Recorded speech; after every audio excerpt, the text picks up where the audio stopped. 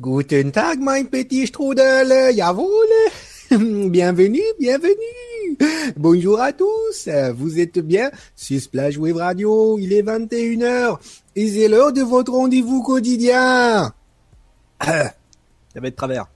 Enfin bon, voilà, vous avez compris, vous êtes sur Splash Wave Radio, c'est votre rendez-vous quotidien avec nous, l'équipe du YOLO Records, je suis Puck et...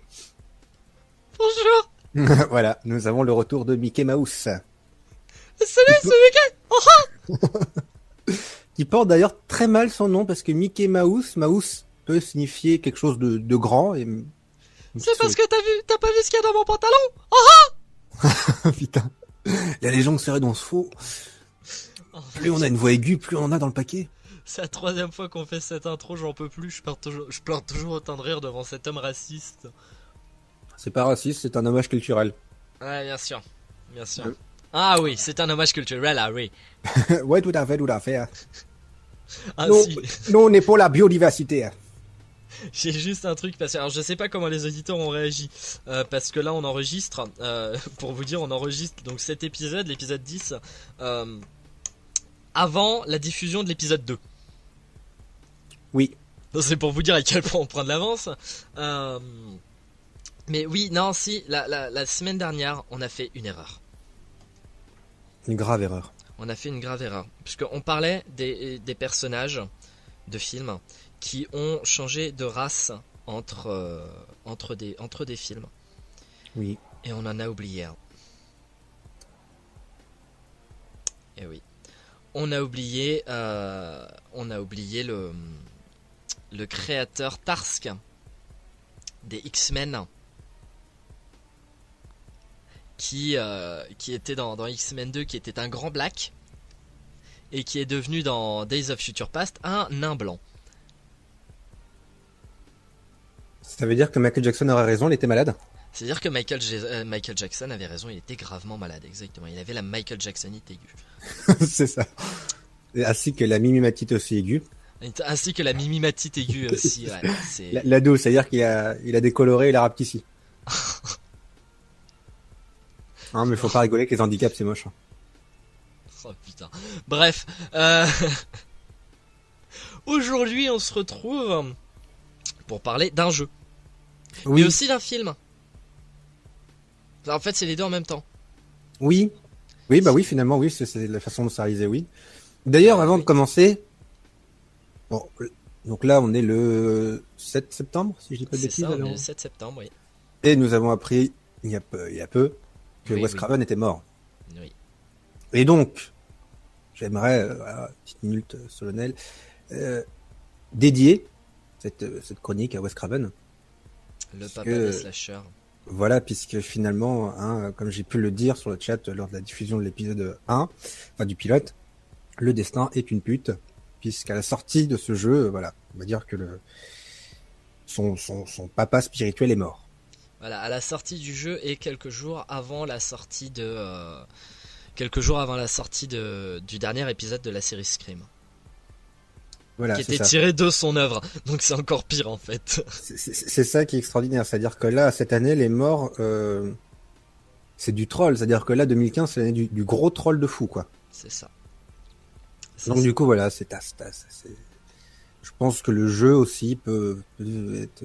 Je pense que c'était un clin d'œil qui se transforme en hommage, finalement. Involontaire. Exactement. Mais donc, du coup, ce soir, on va parler de Until Dawn. Voilà, avec la sortie de super MGS, avec la sortie de MGS 5 et de Mad Max et de gros jeux à licence, la sortie de Fallout 4 bientôt, on va vous parler de Until Dawn.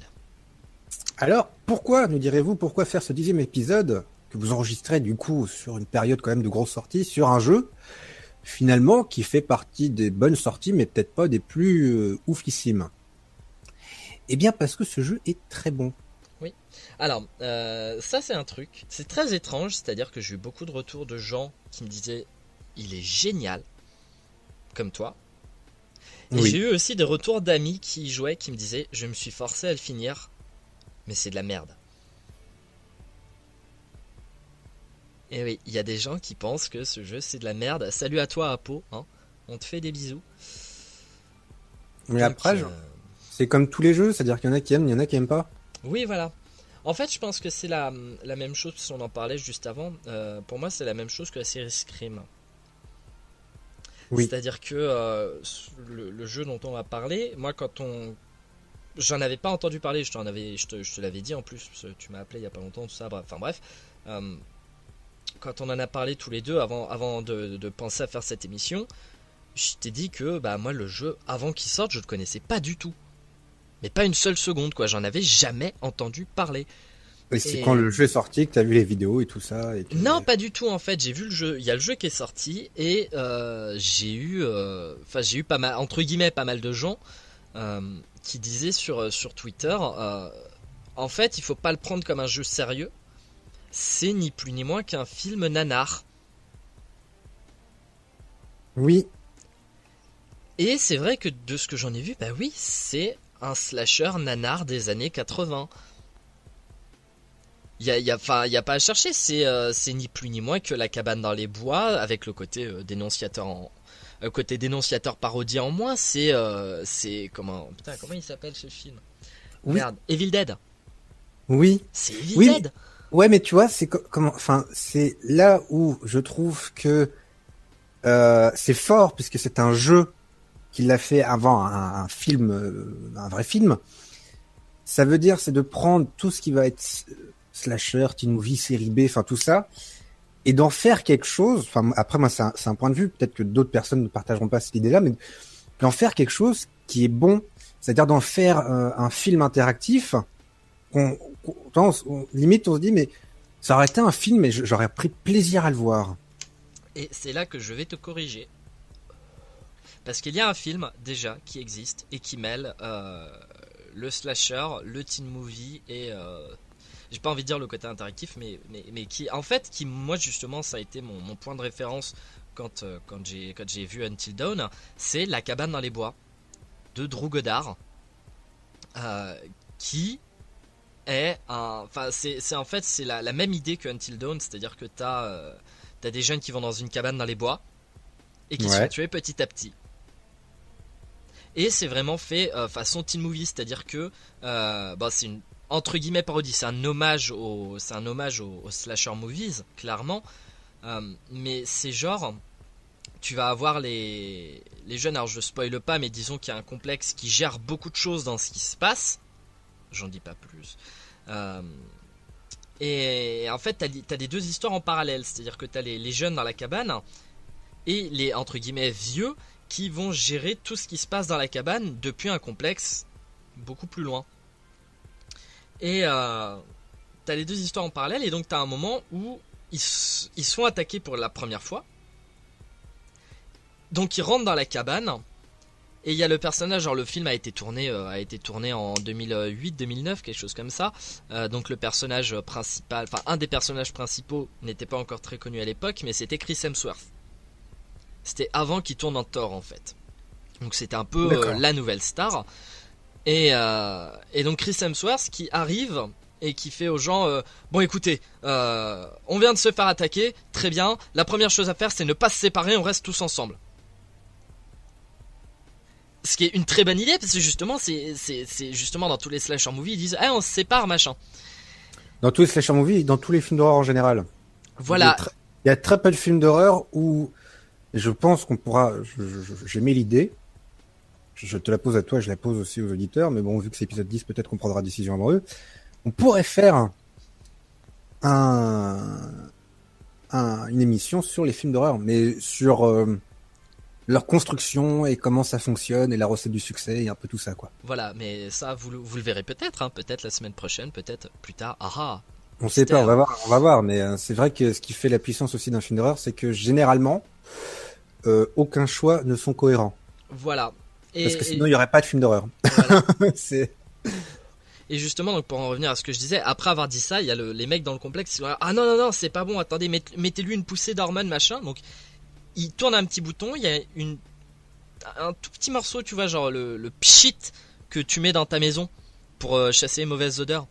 Quand t'as pété, par exemple. Voilà, quand t'as pété, par exemple, qui se déclenche, et pile dans le visage de Chris Hemsworth qui était en train d'avancer, et puis il s'arrête. Il se retourne et fait en fait, vous savez quoi? Je pense qu'on devrait se séparer. On couvrira plus de terrain comme ça. Et c'est génial, enfin t'as tous les éléments donc un peu parodiques, et il y a du teen movie par le... Bah, j'ai envie de dire, maintenant, la façon dont sont construits les films d'horreur, c'est du teen movie. C'est-à-dire que t'as plus un seul slasher qui est fait où t'as pas au moins un couple qui va baiser et machin comme ça, tu vois. Et même à la base, le slasher était un teen movie. Là, tu regardes le premier Freddy était un teen movie avec des éléments d'horreur dedans. Oui.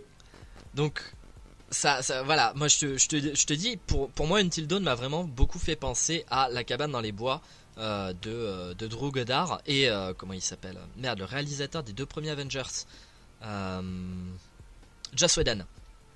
D'accord. Joss Whedon, c'est Joss Whedon qui a écrit en fait le film. Ouais, c'est vrai que quand tu balances la synopsis, ouais, mais c'est encore plus tordu l'histoire. Enfin, c'est-à-dire que l'histoire est vachement bien pensée, vachement bien amenée, puisqu'il y a un système d'indices. Et au final, voilà, c'est-à-dire que quand tu le fais pour la première fois, tu te poses plein de questions, t'arrives même à un moment, tu te dis, bah putain, ouais, non mais, je sais comment ça va se finir, c'est bon, j'ai compris. Et en fait, non. Et même enfin, c'est un tout, quoi, c'est à la fin, c'est comme un feu d'artifice, tu te dis, putain, mais c'est du délire absolu, c'est-à-dire que, c'est du nanar, c'est du navet, c'est du cliché, c'est du vu et revu. Mais c'est tellement bien amené, je trouve, que voilà, en fait, c'est génial. Voilà. Et il faut savoir donc que le jeu, on va faire un tout petit point développement. Le jeu a été donc développé par Supermassive Games avec l'aide de Quantic Dream. Quantic Dream, qui est le studio d'un certain David Cage. Heavy Rain, Beyond Two Souls, Fahrenheit. Voilà, donc ça prend clairement inspiration des jeux de David Cage. De toute façon, c'est du choix et du QT. Hein. D'ailleurs, on devrait dire David Cage puisqu'il est français. Et enfin oui, voilà, on va juste donc revenir. On va faire peut-être un petit point histoire. Oui, un petit point histoire. Du coup, je me tâte à faire, on lance le jingle ou pas? Ah bah oui, on lance le jingle, bien entendu. On va faire un point histoire.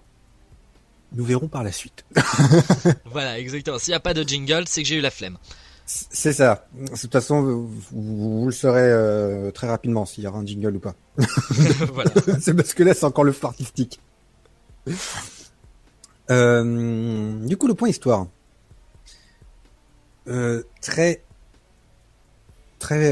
classique. Très vu et revu. C'est une bande de copains qui, après un drame, revient sur les lieux pour une soirée, pour rendre hommage à des victimes. Enfin, c'est du classique. C'est-à-dire que l'histoire commence, en fait, c'est une bande de jeunes donc, qui sont en train de faire la fête dans un chalet familial qui appartient à Josh aux parents de Josh et de Bess et Anna. Et en gros, en fait, l'histoire, c'est que tu as le beau gosse du groupe, donc Mike, qui a tapé dans l'œil d'Anna, d'une des sœurs, et donc du coup, Emily, la copine de Mike à cette époque-là, et décide de lui faire une blague. Donc il laisse un mot qui aurait été écrit par Mike en disant oui, rejoins dans la chambre, il faut qu'on se parle. Elle arrive, c'est ah Mike, je ne m'y attendais pas, pendant que tous les autres ricanes planqués dans leur coin. Qu'est-ce qu'on va faire? Bah écoute, on va se peloter, on va voir où cela nous mène. Enfin, des répliques, on est dans le gros classique. Oui. Sauf que du coup, voilà, il y en a une qui va faire une remarque, du coup l'autre va être triste, elle va se rendre compte qu'on s'est foutu de sa gueule, elle va s'enfuir, sa sœur Bess va se lancer à sa poursuite. Il va se passer des trucs chelous dans les bois et il va se passer qu'elles vont être pris sur elles vont être bloquées sur un ravin, elles vont glisser et elles vont chuter. Et donc ça s'arrête là sur l'image d'un mec un peu chelou qui se penche. Voilà. Ça s'arrête là, on voit le cadavre des deux sœurs. Et ça commence, donc une fille de la bande, donc Sam, est dans le bus et elle écoute un bulletin à radio qui explique ce qui s'est passé, que ça fait 1 an déjà que les deux sœurs Washington ont disparu et que les recherches n'ont rien donné, tout ça. Et là se lance une vidéo que Josh a enregistrée où il dit mes amis, mes frères, tout ça, mes fans. Amis, mes frères. Attends, non, mais c'est ça. J'ai décidé de faire voilà, d'organiser une soirée à l'ancienne. Je le fais pour qu'on se retrouve, qu'on fasse la fête, et je le fais aussi pour mes sœurs, tout ça. Donc tout le monde est convié. Et donc ils se retrouvent tous au chalet. Ils arrivent par leur propre moyen, mais ils s'y retrouvent tous. Donc nous avons donc Mike, le beau gosse. Voilà, Emily, la grosse connasse qui porte les couilles pour tout le monde. Parce que voilà, hein, c'est je suis une connasse. On a Jessica, la peste, qui sort avec Mike. Du coup, on a Matt, le sportif, hein, un peu le joueur de foot avec sa veste en cuir et tout ça, de joueur de foot américain, qui est donc le nouveau copain d'Emily. On a Sam, donc Sam, c'est la fille gentille, courageuse. Voilà. C'est l'héroïne, quoi. C'est l'héroïne, c'est la courageuse, gentille, enfin celle qui fait chier personne. Donc on a Josh, donc le frère qui, voilà, c'est le bon pote, c'est un peu le mec cool de la bande. On a Chris qui est un peu le bouffon de la bande, le comique. Et on a Ashley qui est la timide, la petite fille, voilà, timide, qui a des vues sur Chris, puis Chris a des vues sur Ashley, et puis ils se sont encore rien dit, mais tout le monde sait qu'ils veulent sortir ensemble, puis eux-mêmes le savent, mais ils osent pas se le dire. Voilà, c'est du chocolat qui a un goût de chocolat. Voilà, c'est exactement ça. Ça veut dire que là, y a rien d'inventé, y a rien de nouveau. On est dans du cliché, du plus teen movie que ça, tu meurs. C'est ça, exactement ça. Donc paf, voilà, c'est ça. Ensuite, le cadre, donc c'est un chalet, un immense chalet au milieu au sommet d'une montagne, perdu dans les bois, en plein hiver avec la neige. Donc là, slasher, teen movie, ce que tu veux, pareil, c'est le cadre classique, c'est-à-dire que tu peux pas faire, voilà. Alors si je peux juste me permettre, je vais juste faire un petit point rapide sur le casting. Oui, vas-y, oui, parce que en plus, oui, s'il vous plaît, ils ont the casting. Puisqu'ils ont the casting. Alors je connais pas les 3/4 des acteurs. Il y en a un seul que je connais qui joue Mike, mais dont je ne parlerai pas. Et donc dans les rôles marquants, est-ce qu'on parle du attends, je vais te l'écrire. Tu me réponds à l'audio, hein, bien entendu. Est-ce qu'on parle de ce personnage-là tout de suite? Est-ce qu'on en parle tout de suite? Oui, parce que sachant que je vais le spoil par la suite, oui, on peut. De toute façon, oui, enfin, c'est mis dès le départ, parce qu'après oui. La séquence d'intro. Oui, parce que ça fait partie du déroulement du jeu. Voilà. Donc, comme on disait, donc Sam, le rôle de Samantha, c'est Hayden Panettiere, qui était donc qui a déjà joué dans Scream 4, mais qui en plus était Claire Bennett dans Heroes. Oui. Donc de toute façon, ils ont tous une gueule connue, c'est-à-dire que même si on connaît pas les noms, on sait pas dans quoi on les a vus, on les a vus. Moi, sincèrement, j'ai pas eu ce ressenti sur la plupart. C'est-à-dire que je les regarde et il y en a certains, je suis sur leur page Wikipédia, mais je suis là genre ouais, non quoi, tu vois, enfin non malheureusement. Ou alors c'est peut-être l'impression parce qu'ils ont choisi des acteurs qui ont des têtes à jouer dans ce genre de film. Voilà, c'est qu'ils ressemblent à d'autres et que du coup c'est pour ça qu'on est sûr de les avoir déjà vus. Voilà, je pense que c'est ça. Bon, il y en a un qui a joué dans Shameless et Teen Wolf, mais bon, Shameless et Teen Wolf, quoi. Et je regarde rapidement. Alors, voilà, attends, et Teen Wolf, il joue le rôle de qui?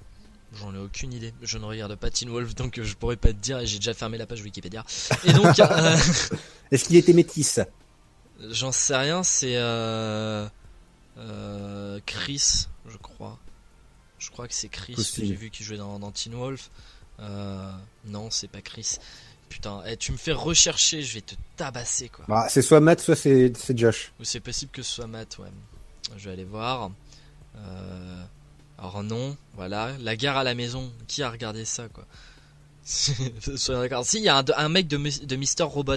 Tout le monde m'a dit du bien de cette série, je l'ai pas encore vu. Ce sera peut-être changé.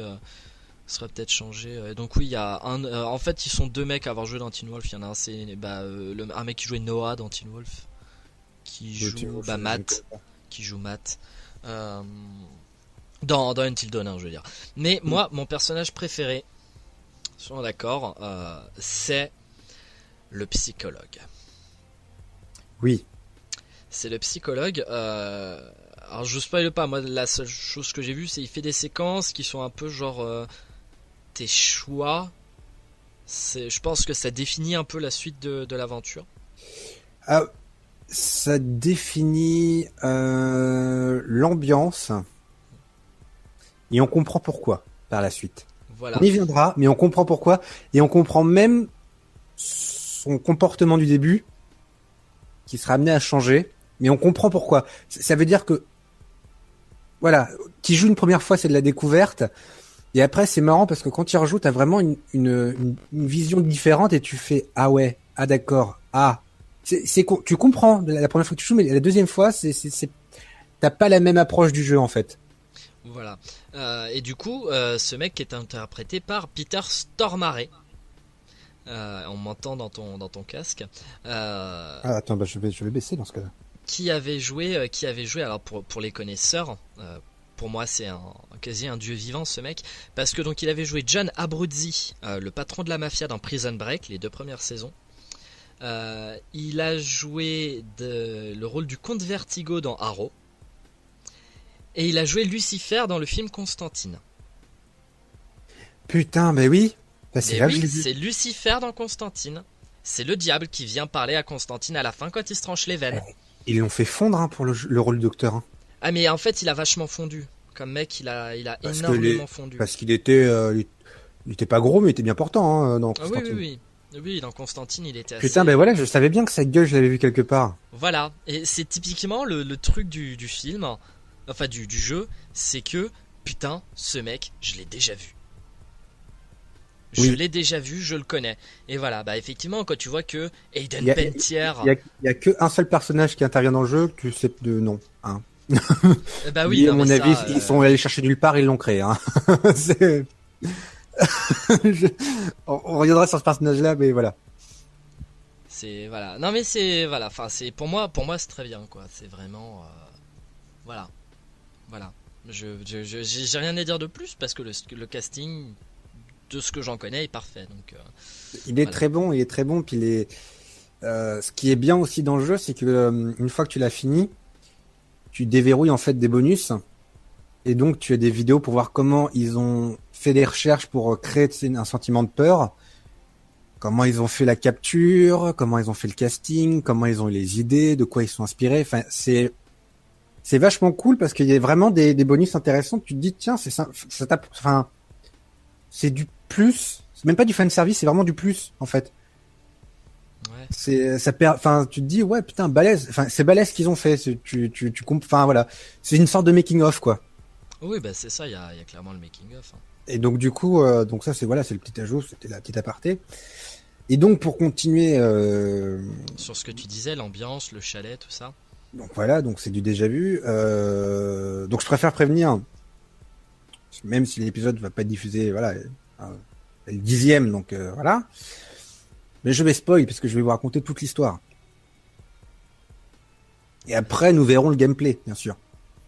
Et là je vais raconter. Je me permets, je me dis comme on est loin dans la sortie du jeu, enfin on est quand même, voilà. Je raconte ce qui ne vous gâchera pas le plaisir, bien sûr. Moi je serais toi, je parlerai de l'histoire en dernier, je parlerai du gameplay maintenant. Alors on va faire gameplay, on va faire l'histoire après. C'est une bonne idée. Voilà, faisons donc on va faire le point gameplay. Jingle Venom. Donc le point gameplay. Le point gameplay. Alors c'est dès qu'on lance le jeu, le gros du gameplay repose sur quelque chose, je dirais oui et non. Sur un point marketing surtout, l'effet papillon. C'est-à-dire que dans ce jeu, il va y avoir des moments où vous allez faire des choix, vous allez faire des actions, vous allez dire des choses, vous allez prendre une décision qui va laisser sa trace. Dans le jeu, il y a un menu avec différents dossiers d'effets papillon. Voilà, vous allez décider de faire quelque chose, paf, ça va être inscrit dans l'histoire et ça va faire un effet papillon. C'est-à-dire que plus tard dans le jeu, votre rapport avec tel personnage ou la situation dans laquelle vous allez retrouver va être différente. Parce que vous avez choisi de faire ça plutôt que ça. Et donc, ça peut avoir une répercussion immédiate après le choix ou plus loin dans le jeu. Après au niveau, je vais pas m'attarder là-dessus parce que c'est pas voilà. Le système de jeu c'est clairement du QTE et du choisir à gauche ou à droite. Voilà, c'est-à-dire que vous contrôlez votre personnage, vous le dirigez, vous pouvez vous amuser à lui bouger sa tête pour voir différents coins du décor. La façon dont la caméra est foutue, ça c'est intéressant parce qu'on est entre de la prise de vue caméra, style cinéma, et du Silent Hill. Bah c'est ça, c'est de la troisième personne. Mais, Je pense que le fait que ce soit fait à la troisième personne, c'est bien mieux en réalité. Et parce que, la première. Parce que si c'était à la première, on aurait moins. Enfin, il faut se rendre compte. Clairement, il y a une chose à se rendre compte au niveau du jeu vidéo. C'est que si vous mettez un truc à la première personne, le personnage c'est vous. C'est-à-dire que par exemple, vous faites un... Je sais pas, je suis en train de réfléchir. Borderlands. Borderlands, le personnage, c'est pas le Bojack ou Claptrap, c'est toi le personnage. Alors que si vous faites un jeu à la troisième personne, comme on voit le personnage, on est un peu détaché entre guillemets, dans le sens où on se dit c'est pas moi, ça n'empêche pas de l'aimer ou truc comme ça.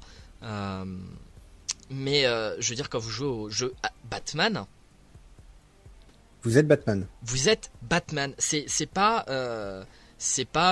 toi que tu joues, c'est Batman. Mais c'est parce que de toute façon ça aurait été, sachant qu'on joue tous les personnages, ça aurait été très con de le faire déjà à la première personne.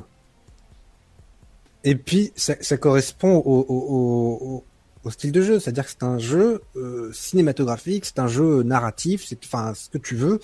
C'est pas un truc d'action, c'est pas un voilà, il y aurait eu aucune logique à faire un truc en QTE avec une vue à la première personne. Si. Ça aurait pu être un type found footage. Oui. Où genre chaque personnage se balade avec sa caméra et toi tu vois à travers la caméra. Ça reste de la première personne parce que tu ne vois pas ton personnage. Et ça peut faire genre, regardez, c'est comme Blair Witch. Ouais, mais non, la direction qu'ils ont prise, voilà, c'était une. Oui, la direction qu'ils ont prise est très très bonne. Surtout que ça permet de profiter pleinement d'une ambiance visuelle et sonore qui est juste incroyable. Ça, par contre, même si les gens aiment pas le jeu, si quelqu'un me dit que l'ambiance sonore et visuelle était dégueulasse, là, je mettrai mon petit veto. Ok, on peut pas accrocher, mais alors, visuellement, il est vraiment très beau, que ça soit sur les jeux de lumière, les jeux de texture.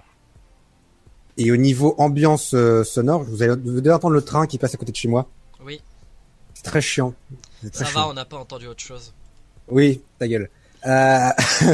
Mais au niveau de l'ambiance sonore, c'est-à-dire que les bruitages, la musique, le style de musique, c'est une harmonie parfaite. C'est une harmonie parfaite, c'est-à-dire que, ça se passe beaucoup en extérieur, donc on est souvent amené à marcher dans la neige.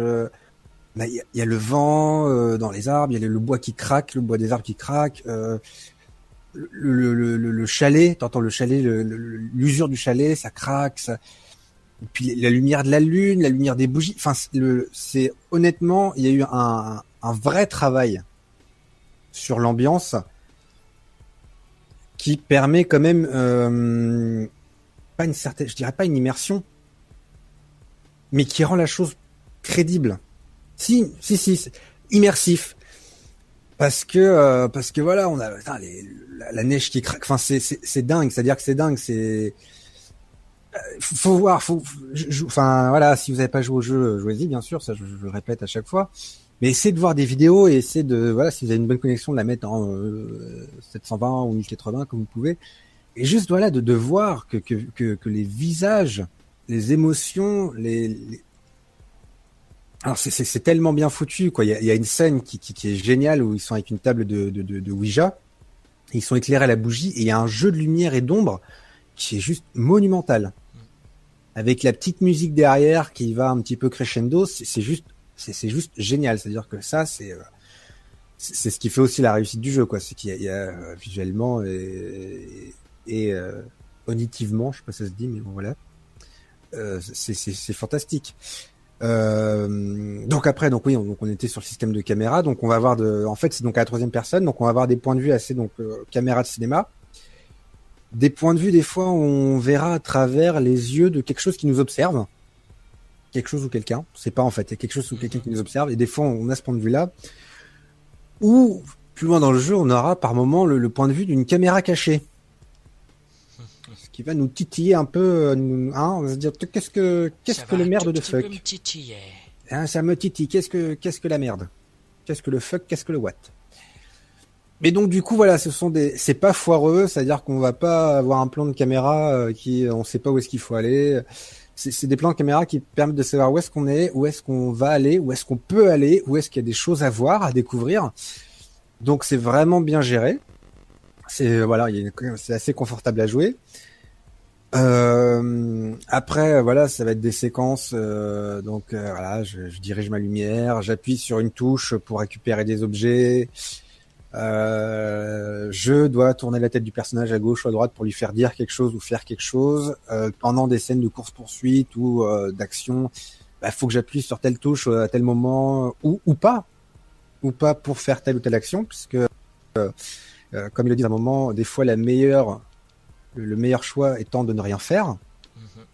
On sera comme ça à des moments, il y aura des séquences où c'est un peu la folie et on est tenté d'agir, et des fois il vaut mieux laisser le timer passer, ne rien faire. C'est-à-dire que ne rien faire n'entraîne pas tout le temps l'échec. Ça peut entraîner aussi la réussite ou voilà, le changement de situation. Enfin voilà, des fois il vaut mieux rien faire que faire quelque chose.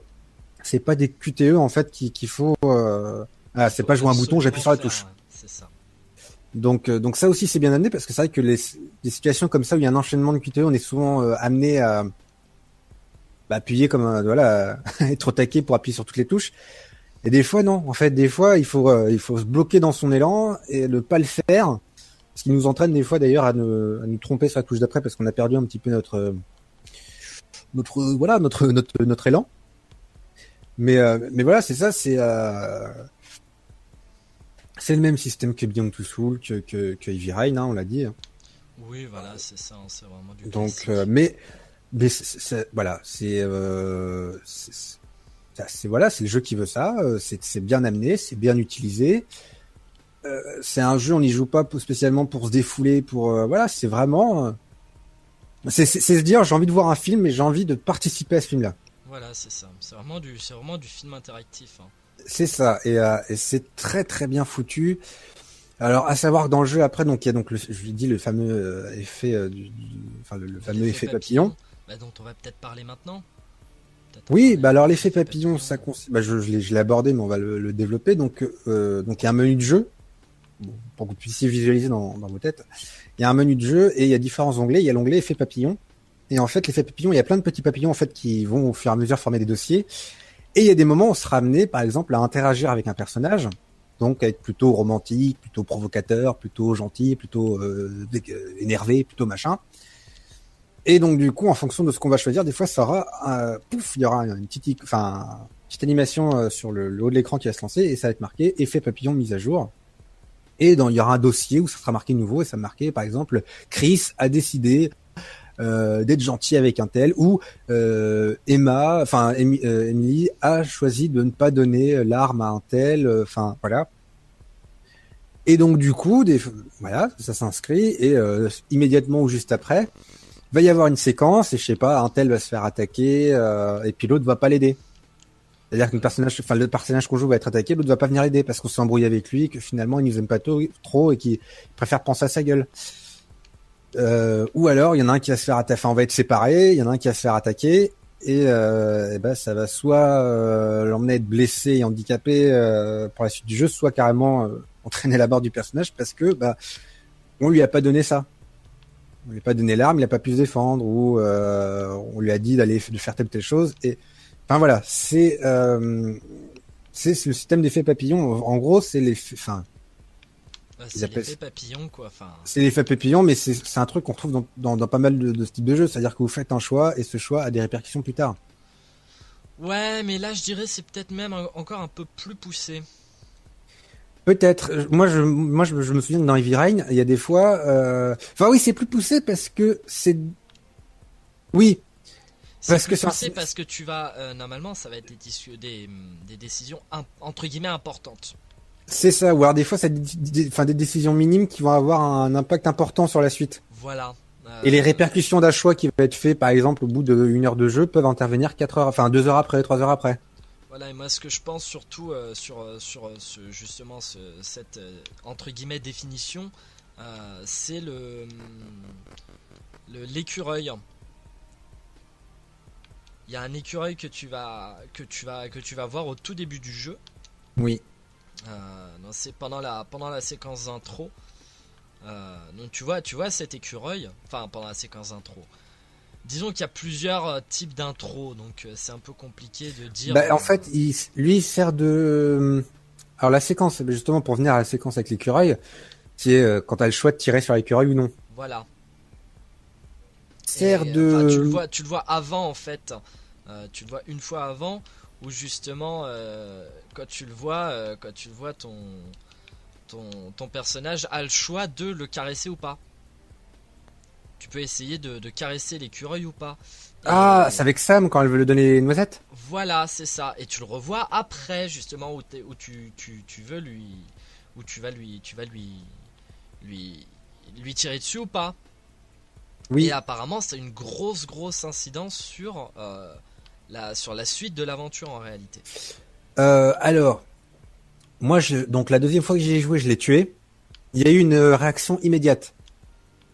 Il y a une réaction immédiate. Il y a eu une réaction immédiate, mais sachant que ça fait partie d'un dossier Ouais, où il y a d'autres entrées qui arrivent plus tard, je me dis, ça se trouve, la réaction est immédiate, mais il y aura encore quelque chose plus tard. c'est ça. Et pour l'instant, donc moi, enfin, je me sens pas que j'ai vu de lien par rapport à ça, mais en gros, donc je vais le dire, quand on tue l'écureuil, Sam se fait Oui, si, mais si, ça a un impact, oui, bien longtemps après. Oui, parce que, alors en gros, pour tourner autour justement du dossier avec l'écureuil, donc ce dossier-là, ça s'appelle le rat à la queue touffue. Chaque dossier a un nom en fait, et donc chaque décision va avoir un impact dans tel ou tel dossier en fait. Mhm. Et donc si on le tue, donc un corbeau va attaquer Sam et va lui griffer la tempe. Donc du coup, voilà, ça sera marqué, vous avez décidé de tuer l'écureuil, la nature s'est vengée. Voilà. Et en fait, plus loin dans le jeu, en fait, Sam s'enfuit. Il y a toute une course-poursuite avec Sam. Bon, cette scène-là, justement, elle a été diffusée en tant qu'image de gameplay pendant les annonces du jeu, où elle court en serviette. Ouais. Petit coquin. Et il y a un moment, en fait, on doit défoncer une porte. Sauf que, en défonçant la porte, elle chute. Et cette chute-là, en fait, va lui ouvrir la plaie qu'elle a sur Sur le front. sur le front. Et donc, du coup, sur le truc... donc c'est le dossier. On voit apparaître Sam est tombé et a ouvert sa plaie. Donc du coup, comme quoi c'est un impact. Et je me dis, il me semble encore que le fait qu'elle soit blessée ou autre, ça aura encore un impact sur la continuité, parce que je sais qu'il y a quand je l'avais fait, il y avait marqué Sam n'était pas blessé, donc il ne s'est pas passé ceci. Donc je crois qu'il va se passer une couille tous les coups. Ah bah oui, bah ça bien entendu. Donc oui, enfin voilà, savoir des impacts. Voilà, il y en a qui vont se blesser, il y en a qui vont mourir, il y en a qui vont bien s'entendre, il y en a qui vont faire l'amour, d'autres qui vont pas faire l'amour, d'autres qui vont s'embrasser, qui vont pas s'embrasser. Enfin, donc ouais, en fait, il y a des dossiers qui se croisent et du coup, non, c'est vrai que c'est une façon un peu originale d'amener justement ce choix d'effet. C'est vrai que le choix n'est plus, n'a plus d'effet direct. Enfin, il en a, mais il va y avoir encore des contre-coups, hein. Comme disait la phrase, un battement d'aile de papillon en Amérique peut créer un tsunami en Indonésie. Enfin. Voilà, c'est vraiment l'effet papillon tel qu'on le connaît. C'est ça. Donc, je t'ai dit tout à l'heure que l'effet papillon moyen. Effectivement, tu me parles de ça, je me dis non, quand même. Voilà, c'est qu'ils ont quand même réussi. Ils ont quand même réussi, c'est-à-dire que j'ai été un peu peut-être rapide de. Oui, c'est parce que c'est pas monumental. Bah, c'est pas monumental en fait. Il n'y a pas des feux d'artifice ni des explosions, mais c'est très bien géré. Voilà, pour moi c'est ça, c'est qu'en fait le jeu a quand même réussi à faire un truc qui, pareil, hein, sans trop spoiler, voilà, tu peux faire des trucs en début de partie et que t'en apprennes les conséquences à la fin. Et je pense qu'il y a tellement, enfin je sais pas si tu les as comptés, mais le nombre de dossiers qu'il y a. Il y en a, alors que je te dise pas de conneries, 2, 4, 6. Il doit y en avoir une dizaine. 12, il y en a presque 20. Hein. Voilà, il y en a une vingtaine. Donc t'imagines. Si je te dis pas de conneries, enfin je le revois, mais allez, on va dire qu'il y en a entre 15 et 20. Voilà, donc même 15 déjà, c'est énorme. T'imagines qu'il y a, allez, on va dire 20 décisions par truc à prendre.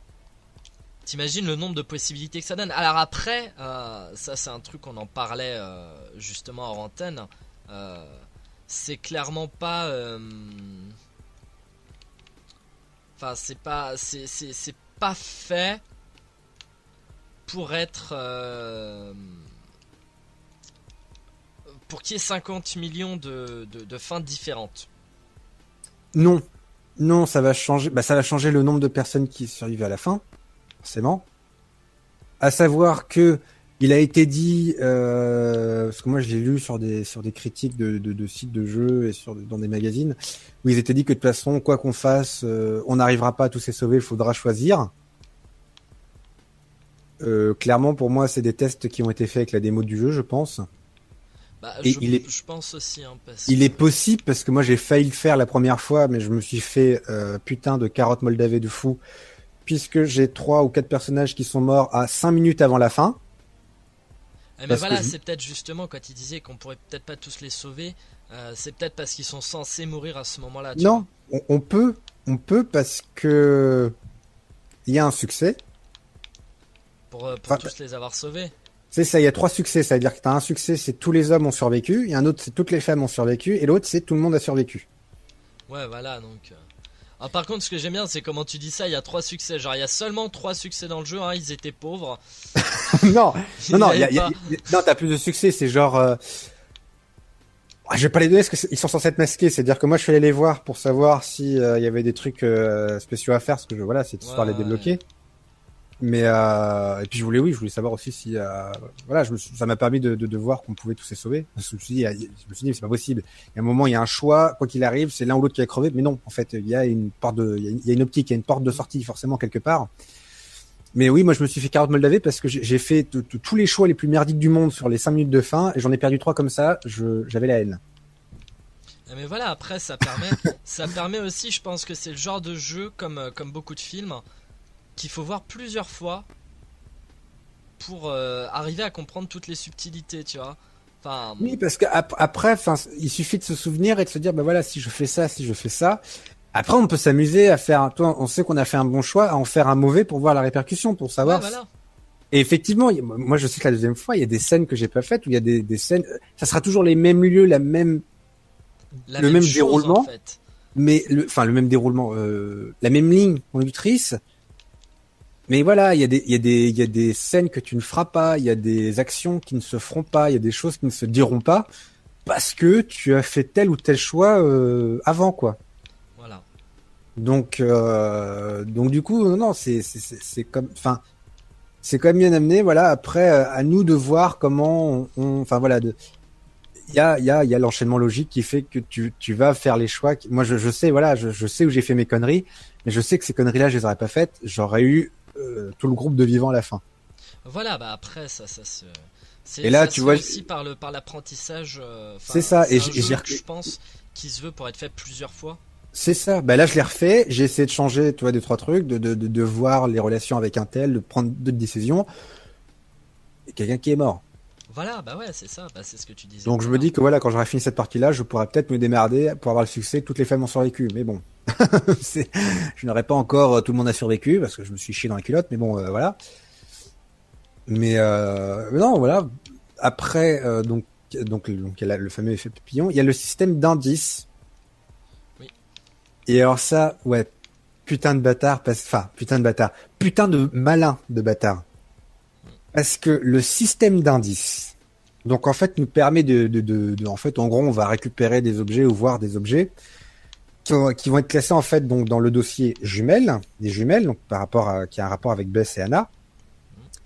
Le dossier homme mystérieux et le dossier que je n'ai compris que vers la fin du jeu, parce que du coup, c'est là que tout le truc.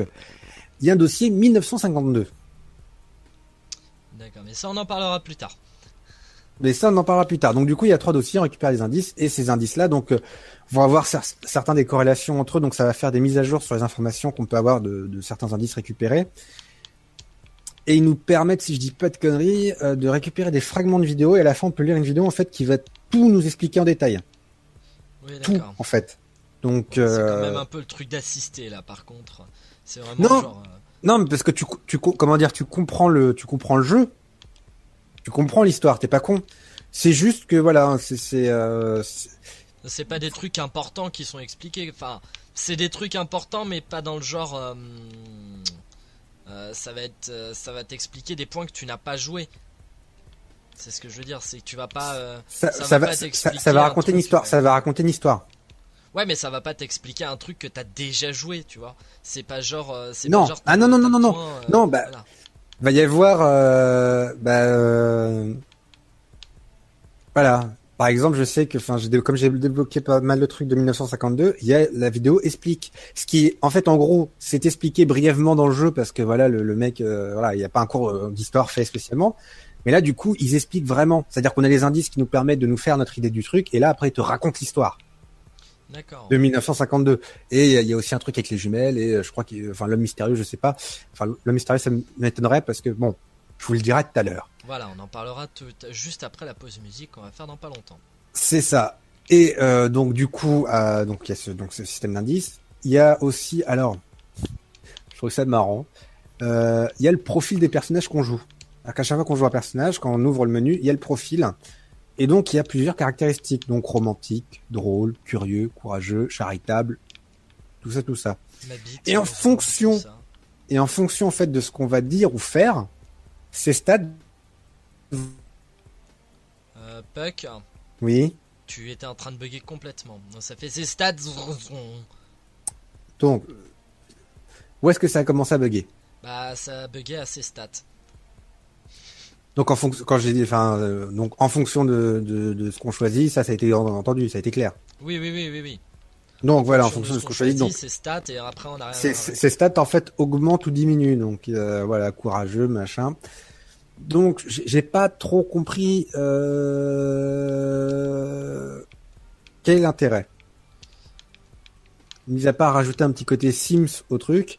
Bah non, mais c'est genre si tu fais ton personnage, t'as genre un personnage qui est censé être ultra courageux, mais à chaque fois qu'il se retrouve devant un truc qui fait peur, il va se barrer.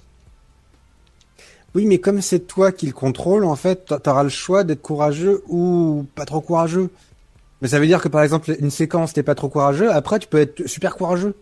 Ah oui, mais après ça change. Ça change dans le. Après, je sais pas, peut-être que ça a un rapport après sur comment tu es perçu par les autres. Oui, voilà, je pense plus que c'est ça. Quand tu joues ce personnage-là, pareil aussi, tu as donc, tu as tu vois, pareil, c'est comme pour les comment dire, les caractéristiques du personnage. Tu as les noms des autres personnages et en fonction de ce que tu vas faire, tu vas avoir pareil des stats qui vont augmenter ou baisser. Donc c'est ton affinité ou pas avec tes personnages. Donc pareil, qui va changer le point de vue. Donc il y a ça et l'élément que j'ai retenu parce que je trouve ça tellement génial, ce sont les totems. Oui. Et ça, les totems, c'est tellement le truc. C'est juste, c'est limite pour te faire stresser. Oui, mais c'est juste uniquement pour te faire stresser, oui. C'est pour te faire stresser ou pour t'aider, mais du coup, voilà, c'était un peu perdu parce que donc ils expliquent donc les totems en fait, donc ils expliquent que les Amérindiens dans leur culture en fait pensaient que les papillons transportaient les rêves et qu'en fonction de la couleur du papillon, telle ou telle information était donnée. Donc un papillon noir était signe de mort. Un papillon jaune, c'était un conseil. Papillon marron, c'était une perte, un proche. Papillon rouge, c'était le danger, et papillon blanc, c'était la chance. Et donc, ces totems que l'on ramasse, à chaque fois qu'on les retourne, il y a un papillon d'une certaine couleur dessinée dessus, et qui nous permet d'avoir une brève vision. Voilà. Donc, par exemple, si on tombe sur un totem avec un papillon noir, on verra un personnage mourir. Mais ce personnage-là mourir, ça veut dire que quand on va jouer ce personnage-là, si on fait telle ou telle chose, on risque de le tuer comme ça. Ensuite, on a les conseils, donc les papillons jaunes sur les totems, qui vont donc nous montrer une scène ou un objet ou quelque chose ou une direction. Donc voilà, c'est-à-dire qu'il y a un moment où il y aura peut-être un choix à faire ou il y aura peut-être quelque chose à faire. Et il faudra y aller parce qu'il y a quelque chose d'important à voir, quelque chose d'important à faire ou à ne pas faire. Ensuite, il y a les totems avec les papillons marrons, donc qui nous présentent la perte d'un proche. Donc ça, c'est si jamais on fait une connerie ou autre, voilà ce qui peut se passer. Voilà ce qui va se passer. En fait, c'est l'équivalent du noir, en fait. C'est un peu la même chose. Ensuite, le totem danger, ça nous présente du coup un danger à venir. Et généralement, ça nous montre ce que nous, on ne voit pas. C'est-à-dire qu'il y a des totems, des fois les totems rouges, on voit, on fait mais qu'est-ce que le fuck? Et on comprend ce que ça voulait nous dire. En fait, ça, les totems danger, je crois, sont inévitables. C'est quelque chose qui va arriver. C'est juste qu'il faut qu'on, voilà. C'est une vision. C'est voilà, attention danger. C'est comme quand vous roulez en voiture. Nos dangers, tout ça, voilà. C'est ça. Les grandes Ensuite, références. c'est ça. Après, il y a les totems, donc avec les papillons blancs, donc totems de chance. Ah ouais, c'est un peu bizarre parce qu'ils te montrent des trucs. Des fois, tu dis ouais, mais tu comprends. C'est-à-dire que sur le coup, tu te dis mais où est la chance? Tu comprends. C'est-à-dire qu'une fois que tu as passé le truc et que tu vois ce qui se, enfin, voilà, et tu comprends ce qui se serait passé normalement, tu fais. Voilà, ça veut dire il y a un moment, paf, on va passer, je sais pas, une section de trucs et notre personnage, on va le retrouver dans telle situation où il y a un personnage, voilà, il va se passer un truc et quand on va comprendre, on va faire le lien, on va faire ah d'accord. Donc ça c'était voilà. Effectivement, là on se dit oui, effectivement, j'ai eu de la chance. Oui, d'accord. OK, je comprends mieux oui, j'ai eu de la chance, j'ai eu beaucoup de chance. Donc du coup voilà, ça c'est le système de thème, je trouve ça marrant. C'est marrant parce que du coup ça fout une pression supplémentaire, c'est-à-dire que voilà, on va le voir plusieurs fois pour essayer de repérer le cadre et moi il y en a un de toute façon je reviendrai sur il y en a un comme ça où je ne comprenais pas et en fait il y a un moment, il y a une séquence où il faut vraiment être observateur sinon on se fait niquer comme une grosse merde. On ne meurt pas mais on se prend une belle carotte moldave. D'accord, comme d'hab la carotte moldave. C'est ça, parce que c'était vraiment c'était un papillon jaune, donc un totem du conseil. Et j'ai vu le truc, j'ai fait, mais voilà, c'est-à-dire que en gros, on voyait un piège à ours qui se fermait sur une main. D'accord. Donc moi, comme un connard, je cherchais un piège à ours partout. Et en fait, voilà, il y a un endroit, faut vraiment faire gaffe. Parce que, voilà, comme il y a le système d'indices, on a envie d'être curieux et de toucher à tout. Oui. C'est pas spécialement une bonne idée. Il y a un moment, voilà. Mais quand j'ai fait la deuxième fois, j'ai fait oui, j'étais un peu con en fait, parce que ça sentait le traquenard à 2000 quoi. Voilà, mais comme t'es con, on t'en veut pas. Voilà. Et donc du coup, ça pareil. Alors, le côté du piège à ours, donc quand ça arrive, donc si ça n'arrive pas, c'est bénef, parce que ça va avoir un impact au niveau de l'effet papillon, mais si ça arrive, on a deux choix. C'est-à-dire soit batailler pour essayer de libérer notre main, soit fuck et se trancher les doigts. Ce qui aura bien sûr un effet par la suite. Bah oui, voilà, bien entendu. Donc sinon, c'est moins drôle. Ça c'est un bel exemple de voilà, c'est-à-dire qu'il y a trois possibilités possibles, c'est-à-dire ne pas faire et tant mieux, le faire et perdre quelque chose et garder une main, ou garder autre chose mais perdre des doigts quoi. C'est donc non voilà, c'est bien foutu. C'est bien foutu, c'est bien pensé, c'est bien réfléchi et honnêtement, voilà, pour revenir sur le côté indice, ouais, bien joué. Honnêtement, voilà, moi je tire mon chapeau parce que c'est bien joué. Voilà. C'est Et je pense qu'en tirant ton chapeau, on peut partir en pause musique. Totalement. On peut partir faire une petite pause musique.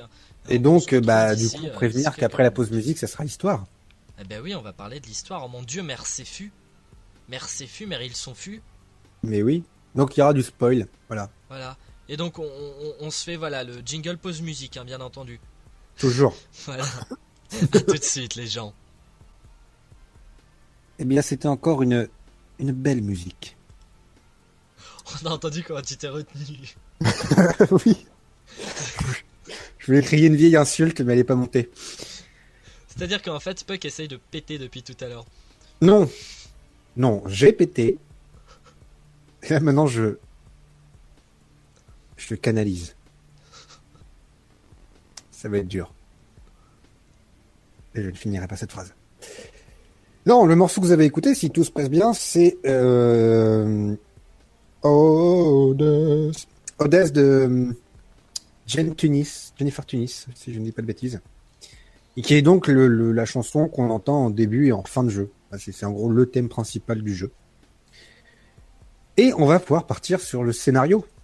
Et oui, on va parler du scénario. Enfin. Et on va spoiler comme des enculés. Enfant de pute. Exactement. Pardon. Attention, je vais boire. Mais moi aussi. Moi j'ai bu déjà. Du coup. Le scénario, parce que moi, bon, je dois avouer, comme d'hab, vous avez l'habitude, je n'ai pas de PS4, donc je n'y ai pas joué. La seule chose que j'ai vue, j'aurais pu voir le jeu en entier, mais j'ai regardé que l'intro en fait. Donc je ne connais pas plus que ça, donc je vais laisser mon petit Puck m'éclairer sur ce que j'ai loupé. Donc, l'intro, il me semble déjà avoir commencé à la raconter au début. Oui, on a raconté l'intro, hein, oui. Donc, du coup, j'en étais au passage où donc, chacun se croise, se retrouve. Et donc, ça va me permettre de parler des jumpscares. Oui, les jumpscares, ouais. Oui, parce que, effectivement, c'était pas tellement primordial d'en parler dans le point gameplay, mais il y a des jumpscares. Beaucoup de jumpscares. Oui, mais alors beaucoup au début. Parce qu'une fois que ça commence à devenir un peu plus sombre et sérieux, c'est plus modéré. Mais c'est vrai qu'au début, je sais pas pourquoi, mais ils en balancent, mais c'est Mazel Tov. C'est-à-dire qu'ils en balancent à tous les coins de rue. Mais comme j'ai pu te le dire au téléphone, ce sont des jumpscares qui sont prévisibles, qui sont attendus et pourtant efficaces. Ça dépend desquels, je trouve, hein, parce que moi, le peu que j'ai vu... moi, ouais. On va dire que si je devais dire le plus efficace de tout, c'est quand même le glouton dans le meuble de la salle de bain. Oui. Alors celui-là, c'est the number one, c'est the best of the best. Parce que celui-là est balèze. Il y en avait un autre aussi qui était balèze, mais il me revient pas, donc c'est vous dire que le glouton, c'est le meilleur. Ou que voilà. T'as une mémoire de merde, mais ça, on n'osera pas dire. Ce qui est fortement le cas, bien sûr. Et bon, voilà. C'est le petit point jumpscare. Et donc, arrivé, quand ils se retrouvent tous, ils se rendent compte que la serrure est gelée, et donc il faut que quelqu'un rentre par effraction dans la maison, et aille donc trouver un moyen de l'ouvrir. Donc déjà, voilà, premier cliché, il y en a un qui se retrouve tout seul dans la baraque avec un briquet, on se dit « Ah, mon Dieu !» Et en fait, non. Et donc, il y a le fameux glouton à un moment. Mais déjà, il y a une grosse ambiance, c'est-à-dire que l'électricité lâche, donc ils n'ont plus de courant, ils n'ont plus d'ampoule. Et donc voilà, ça va être éclairé à la lueur du feu de bois, des bougies, enfin... au taquet. Voilà. Au taquet biquet. Et donc du coup, il réussit, voilà, bon ça c'est pas primordial, mais il réussit à ouvrir la porte, il se retrouve dans la maison. Ensuite, là, comme dans tout type de film inentendu, il y a Emily qui va se friter avec la nouvelle copine de Mike, donc son ex. Il y en a un qui va essayer de calmer le jeu ou pas, en fonction de ce qu'on choisit. Donc du coup, qu'est-ce qui se passe ? Josh, celui qui donc le cool, hein, donc le grand frère des deux sœurs disparues, qui organise le truc, dit oui, on n'est pas là pour ça, machin. Et il va chasser. Il va dire à Mike et Jessica d'aller dans la cabane de l'amour. Le nid d'amour. Qui est une cabane qui se trouve au beau milieu de nulle part, bien loin dans les bois, qui servira à ceux qui veulent s'isoler pour baiser comme des porcs.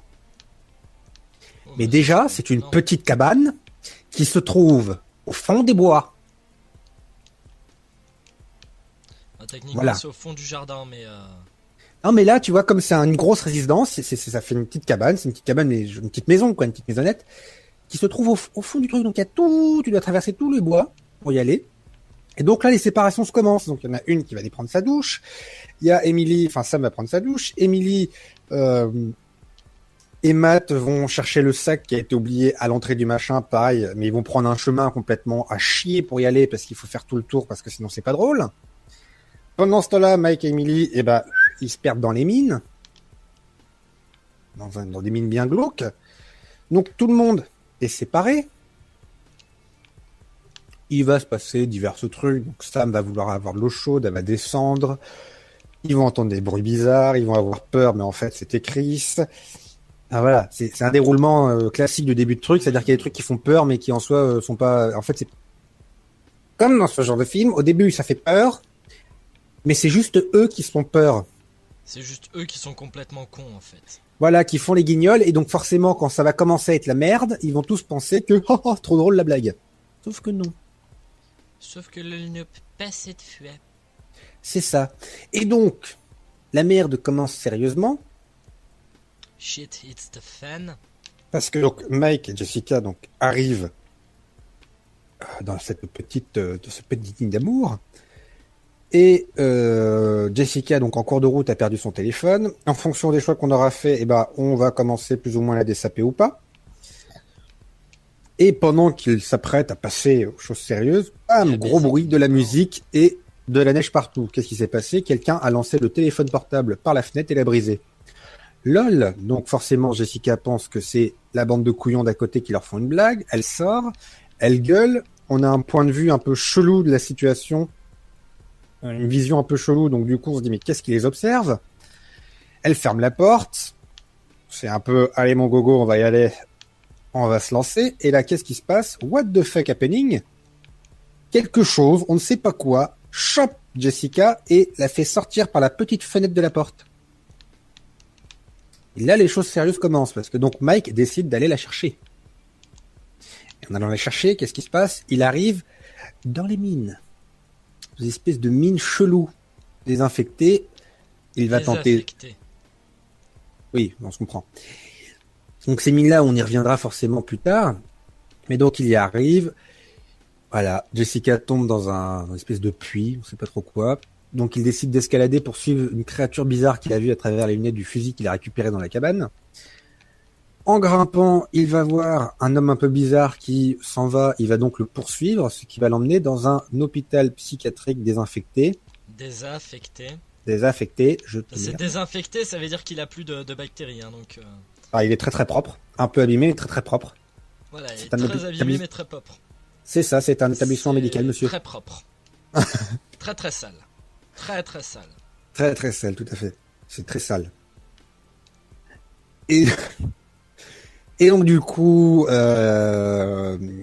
donc il va faire plus ample connaissance avec des événements qui se seraient passés en 1952. Donc on est toujours, il y a cette continuité sur les événements de 1952.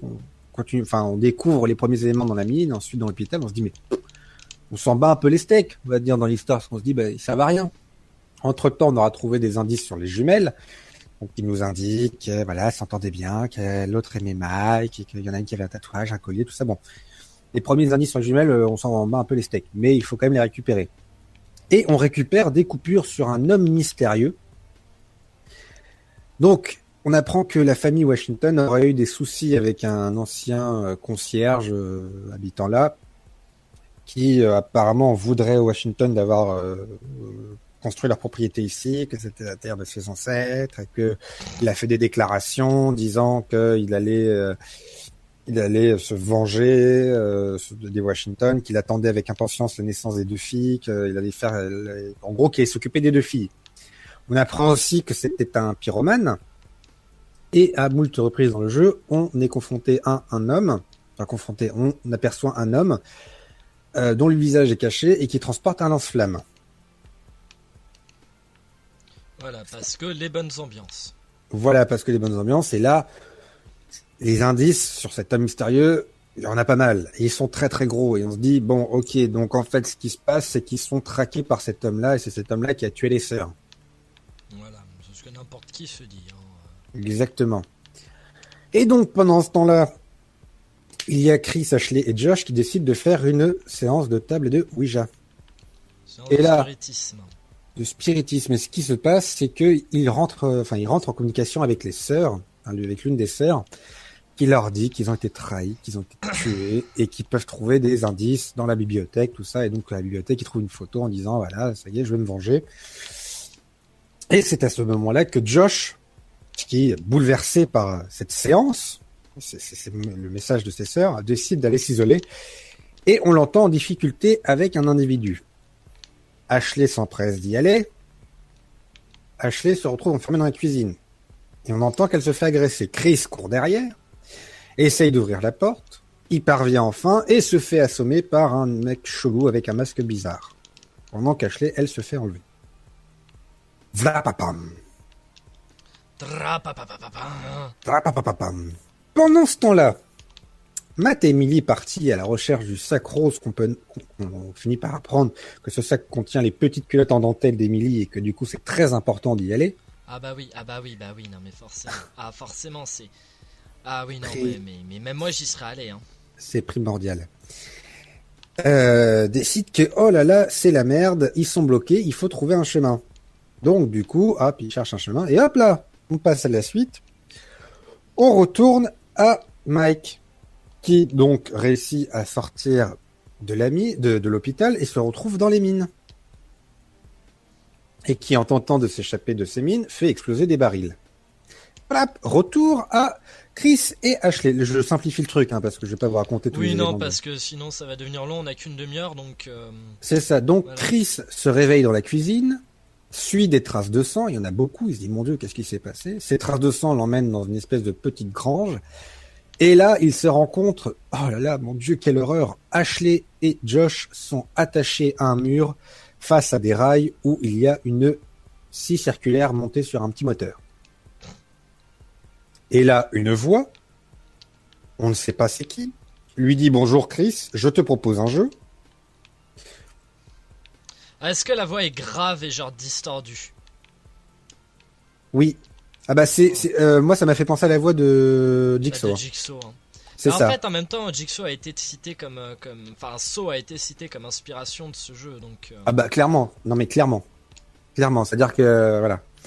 Du coup, et donc du coup, coup. un peu stupide, mais bon, bref. C'est ça. Et donc du coup, la voix dit, voilà, tu dois choisir entre l'un des deux va mourir, c'est toi qui choisis qui sauver. Donc là, on peut choisir de dire à Josh, je vais te sauver, ou de dire à Ashley, je vais te sauver. Et puis, on choisit qui va se faire tuer. Petit lol, quoi qu'il arrive, ce sera Josh qui se fera trancher en deux. Donc là, on a le droit à une scène où il crie, ou oh mon Dieu, c'est pas ce que je voulais faire, quelle horreur. La scie avance, Josh se fait bien trancher en deux, on voit bien les boyaux, les intestins et tout ça, c'est mignon. Donc on va décrocher Ashley, oh mon Dieu, qu'est-ce que j'ai fait? Et ça pleure, et ça chouine, et ça s'en sort, et ils savent pas quoi faire. Et là, ils tombent sur Matt et Emily, ils leur racontent ce qui s'est passé, Matt et Emily disent, oh mon Dieu, vous devez rentrer au chalet, nous on va aller chercher de l'aide. Bien sûr, on va pas rentrer au chalet. Séparons-nous encore. C'est ça, séparons-nous, allez vous mettre à l'abri, on va chercher de l'aide. Bon, ils vont jusqu'à la cabine téléphérique pour essayer de s'en aller et trouver de l'aide. Mon Dieu, il y a une hache plantée dans la porte, le local a été saccagé et il n'y a plus la clé du téléphérique. Qu'est-ce qu'on va faire? Tiens, un plan de la montagne. Oui, c'est un peu ça. Ils auraient mieux fait de faire ça d'ailleurs.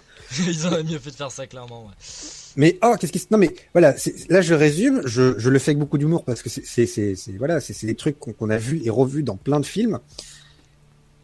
Qu'est-ce qu'on va faire? Tiens, il y a un plan. Il y a une tour de Rangers avec une radio. On pourrait peut-être l'appeler de l'aide. Allez, direction. Donc plusieurs fois, voilà, ils ont failli se vautrer la gueule dans le vide. Ils ont failli se faire tatane la gueule par une armée de cerfs. Et enfin, ils arrivent dans cette fameuse tour radio. Ils arrivent à remettre le courant, à allumer la radio. Malheureusement, ça capte pas bien.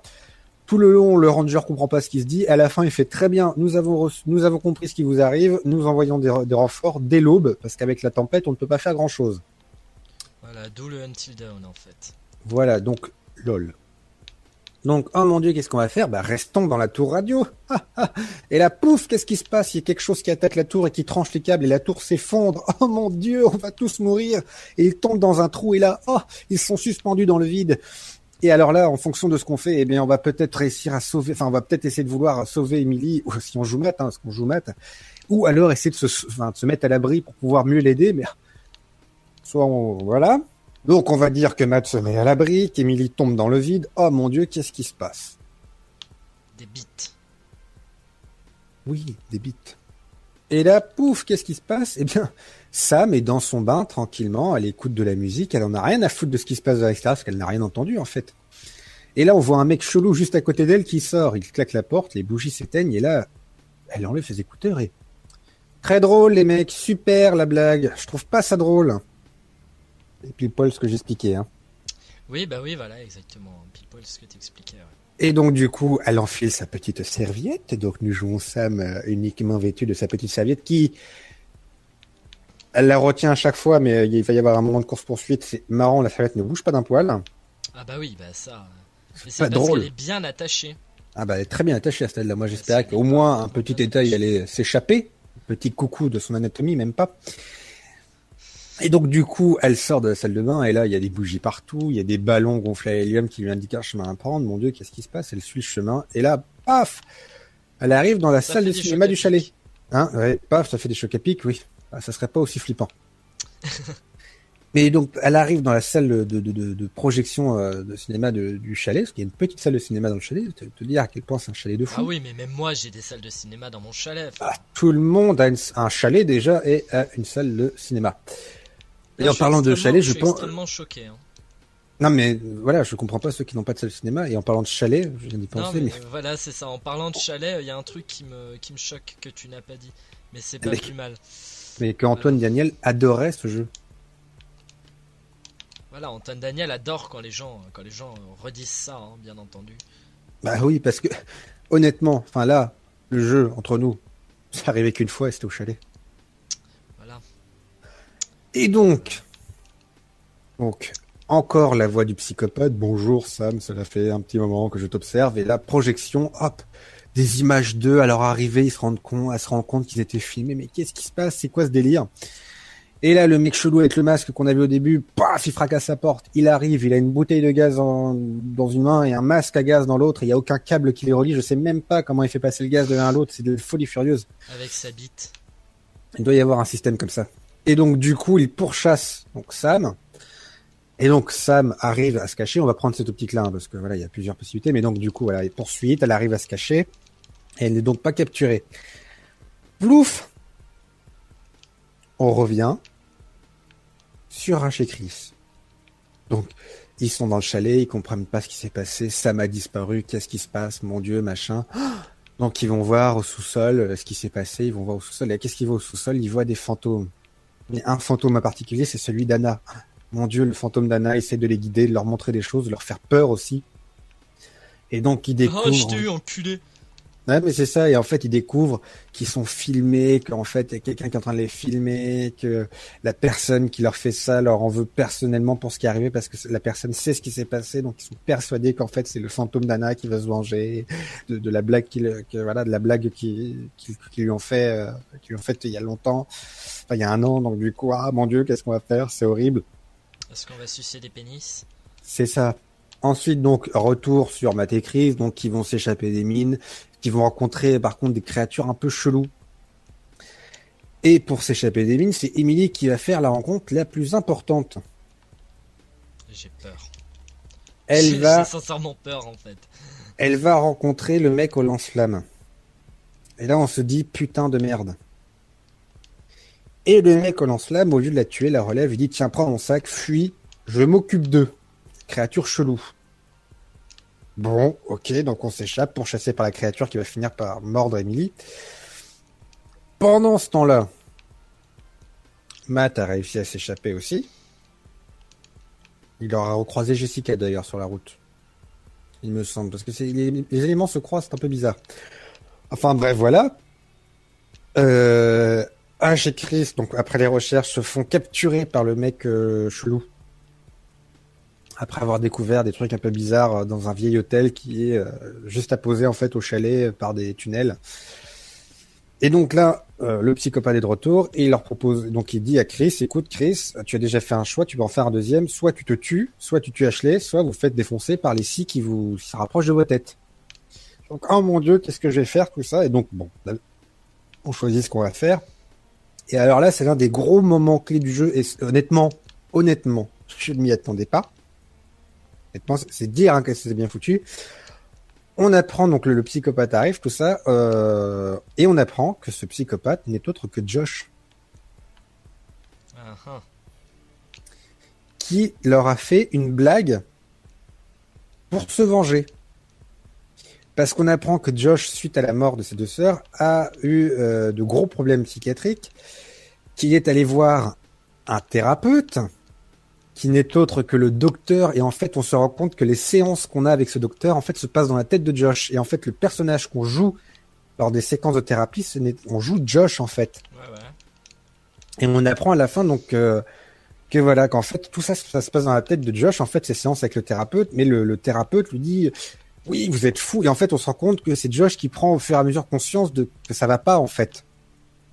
Mais il serait peut-être temps, pas ce putain. Et donc, on comprend mieux pourquoi il y a des changements de décor complètement what the fuck par moment avec le thérapeute. On se dit, mais c'est quoi ce délire? Et on comprend mieux pourquoi, parce que tout ça, en fait, est réel, n'est pas réel. Est-ce que c'est des souvenirs de la thérapie qu'il a eu avec le docteur et de ce qu'il lui a dit, donc du coup, de ce que le docteur lui a dit? Voilà, on pense que c'est pas réel, mais est-ce que c'est pas réel parce que c'est dû à un souvenir? Est-ce que c'est des séances qui ont réellement eu lieu? On ne sait pas, en fait.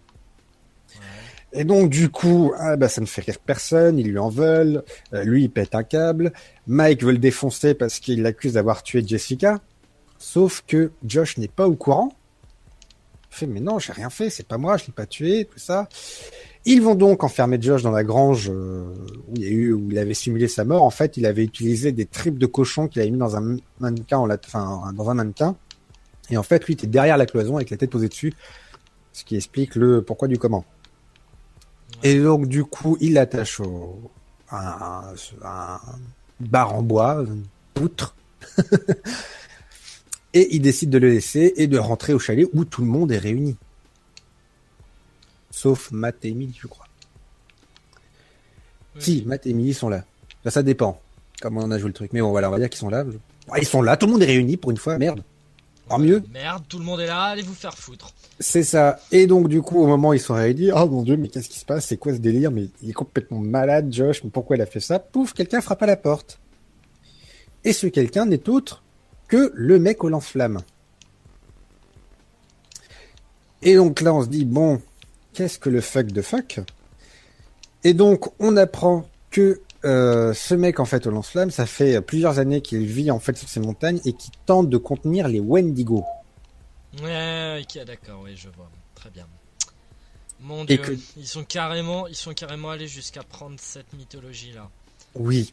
Et donc, il explique, en fait, que ce qui s'est passé en 1952, c'est qu'il y a eu un accident dans la mine et que, du coup, en fait, il y a 30 mineurs qui se sont retrouvés, en fait, coincés. Pendant plusieurs jours, sans nourriture. Et ils ont fini en fait par se manger l'un l'autre. Enfin, ils ont commencé à se dévorer entre eux. Sauf qu'en faisant ça, en fait, ils ont appelé l'esprit du Wendigo. Oui. Parce qu'à partir du moment, en fait, il explique qu'à partir du moment où un humain mange un autre humain, il appelle l'esprit du Wendigo. Et ils ont commencé eux-mêmes à se transformer en Wendigo.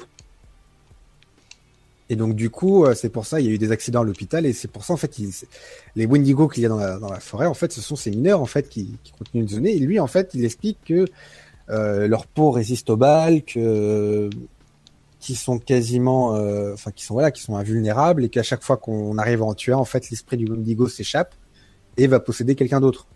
Si quelqu'un vient manger de la chair, bien sûr. Non, l'esprit il se balade quoi. Et que du coup, ça fait plusieurs années qu'il essaye de contenir cet esprit du Wendigo avec le feu, parce qu'il craint le feu, donc il veille sur la montagne. Et donc là, on se dit, ah, donc d'accord, donc en fait, tout ce qui était par rapport à l'homme mystérieux, on apprend en fait que c'est Josh qui a tout créé en fait de toutes parts, parce qu'en fait, son père travaille dans l'industrie du cinéma, et du coup, il s'y connaît. En plus, il travaille dans l'industrie du film d'horreur, son père, Josh. Oui, Et voilà, que du parce qu'il coup, fallait qu'il ait les connaissances. donc du coup, il s'y connaît. Donc du coup, il a truqué toute la maison avec des systèmes d'effets spéciaux. Il a monté de toutes parts cette histoire d'homme mystérieux. Il n'y a jamais eu d'homme mystérieux en fait. Et en fait, du coup, bah voilà. Donc on ne sait pas ce qui s'est passé avec les sœurs. Enfin, le mec explique que apparemment elles étaient pourchassées par un Wendigo et qu'il a voulu les sauver. Et c'est pour ça qu'en fait, au début du jeu, en fait, elles sont accrochées dans le vide et lui, il arrive, il leur tend la main pour les sauver, sauf qu'elle décide de pas, de voilà, quoi qu'il arrive, elle meurt quoi. Et qu'il s'en veut de pas avoir réussi, mais que maintenant, il faut que les jeunes s'en aillent parce qu'ils sont en danger, qu'ils ne peuvent pas rester, que voilà, vous êtes bien tous réunis pour vous mettre en sécurité. Ben non, bande de petits coquinots qu'ils sont. Ils avaient enfermé Josh à l'extérieur. Qui avait Donc, commencé à manger de la chair et qui est devenu un Wendigo et qui est mort. Et c'est et la donc fin du du coup, jeu. Non, c'est pas ça. non, et donc du coup, ils vont voir pour essayer de sauver Josh. Josh qui a été enlevé par les Wendigo. Ah oui, forcément. Donc, du coup, c'est la merde. Donc du coup, bah, ils y vont. Le mec au lance-flamme, en tout cas pour ma part, est mort, a été tué. Ils décident donc de tous se mettre à l'abri au sous-sol dans une espèce de cage. Puis finalement, ils décident de se séparer pour essayer de retrouver de retrouver Matt et Emily, puis Jessica, et puis Josh, parce qu'en fait, ils se rendent compte que c'est Josh qui a les clés du coup du téléphérique. Donc, on va tous se séparer pour essayer de le retrouver. C'est tellement plus intelligent. Bah oui. Voilà. C'est comme ça Et que ça bon, marche dans la vraie vie. c'est ça. Et donc, là, on se rapproche de la fin du jeu. Donc, Josh a été capturé, mais n'a pas été tué par le Wendigo. On se dit, tiens, c'est bizarre. On se rend compte que dans ses délires, en fait, il obéit à ses sœurs, que c'est ses sœurs sous forme de fantômes qui viennent le hanter et qui lui ont dit de faire ça. Elle est complètement à l'ouest, hein. Psychologiquement, il est mort, le mec, hein. Oui, bah oui. Et donc, du coup, lors de cette recherche, on tombe sur le dernier indice des jumelles.